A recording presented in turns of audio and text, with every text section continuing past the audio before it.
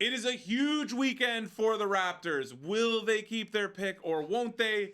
They have about a 45% chance of keeping that pick and a 37% chance of landing in the top 4.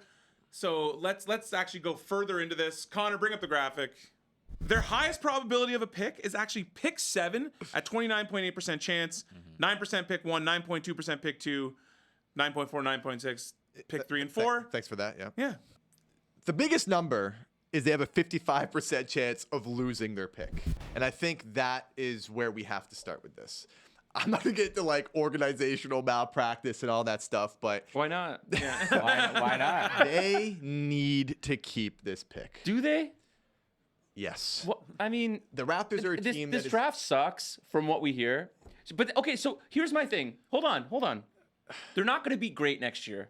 So then you're giving your pick in a potentially better draft a year from now? Maybe. Well, They might also be bad next year and keep their pick in a better draft next year. What I'm saying is this team needs to stack talent now. It just does. Like, going into next year, who are the players you're most interested in watching? It's Scotty Barnes, Manuel Quickly, Grady Dick. I don't count RJ. Then what? I mean, no, RJ was okay for them. Well, I guess that's part of the math. Like, do you think the Raptors could be worse next year than this year? Yes, of Yeah, course. I think 100% Of course they they could can. Of course they can. Also, just because I think the rest of the league has really gotten better. So then They don't you really- want your pick in a better draft a year from now? You're going to be bad next year, so you're going to keep that pick anyway, most likely. You were bad this year, really bad. Keep this pick, bring in another young player. Listen, I think it would be absolutely catastrophic. I have disagreements with this across the board. I know we've had our disagreements. Josh Lewenberg and we've disagreed multiple times. You need talent. You need to add talent to this team. There are no young players you're building at the end of the bench. There's no one else other than those 3 guys I mentioned. Well, you have a first rounder. Yeah, the you have 19th pick. Still have the Indy pick, you have yeah. Detroit's 31st pick. So I mean, In it's a not like you have weak no. draft. It's not like you have no draft. So picks. you call this draft? Yeah. weak. They have picks late in a weak draft. Okay, I get what you're saying. I don't disagree. You'd rather have the pick, but I don't want to hear next year when they stink again. People say, "Oh, where's our pick in this wicked draft?" Because that's what people are going to But say. if you stink enough, you'll keep that pick, right? So to me, it's just you need to stockpile talent. We just had a conversation about the old guard dying, this becoming a young man's league. Look how OKC did it for years. Like, you're not going to guarantee to hit on everything. Yeah. You need to swing, man. Yeah. You need your swings. In my opinion, I hate that it's coming down to lottery balls. I really, really do. But Raptors management, they put themselves in this position. It is a massive, massive lottery for this team. Could have made that protection a little bit better. Could have. Yeah, hindsight's 2020. So, hindsight. That's I like everything. that. It's touch to the world. I like that.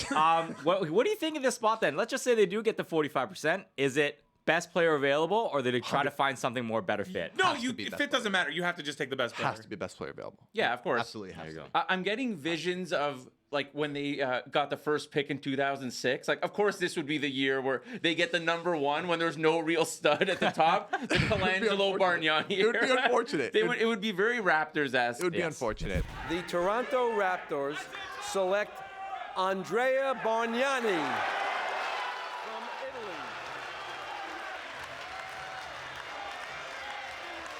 I think there is a level of trust you have to put into this front office for being able to draft talent. They've done it in the past. They found some gems late in the draft. They need talent, dude. They need talent. Like, Quickly is no longer, assuming they re-sign him in the offseason, he's no longer on his rookie deal. You need cheap talent. You need guys who are on their rookie scale who can grow. Scotty Barnes is going to be due for an extension soon. Yeah. You need some of these young guys in the lineup, in the mix, to see what you have. I do think the Raptors have talent. Jakob Poeltl, Kelly Olynyk shore up their 5 position. You just won't mention RJ's name, eh? Just say it. Hey, are Say you, his name. So how are you feeling about seeing OG Anunoby and Pascal Siakam that's battle what I each said. other in the second round of the playoffs? It must suck. It must- sucks. a lot of people are upset about it because they're like, well, we should have kept these guys, but they weren't going to flourish in the situation we had seen. But why not? Like, I asked I don't that know. question. I don't have a Why question. didn't they flourish while they were Well, here? it's not they did, necessarily but Role later in the- definition, playing with other talent. I think Is there favoritism Lack towards of a new redundancy? superstar? we can do some revisionist history here. I think we're in agreement. We've been asking for Pascal to be traded a year before he was. Well, and that's it. It's not that they got traded now. I would've been- They Too late. both should have been It's traded too a year late. before. Yeah. I'm on the record too, with you guys especially. Like, I would have built around OG. I know he wanted to be like second option. He wanted the ball. I think that's boring out to not be a thing for him. But Yeah. I would have built around him and Scotty. I think that's a very nice template. I mean, that's all. Yeah. We could What if- talk what about if, that. you know, We can yeah, revisit it. No point in Those two guys are flourishing in the second round of the playoffs. One of them is going to make the conference finals.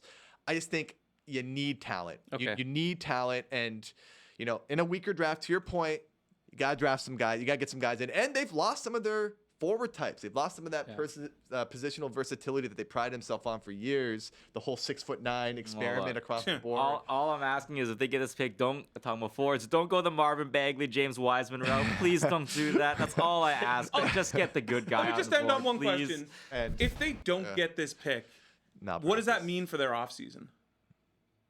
Like, how do you approach that offseason if you don't get Well, this pick? I mean, you have decisions to make. Are you opting into Bruce Brown's contract? I think you have to. What are you yeah. doing with Gary Trent?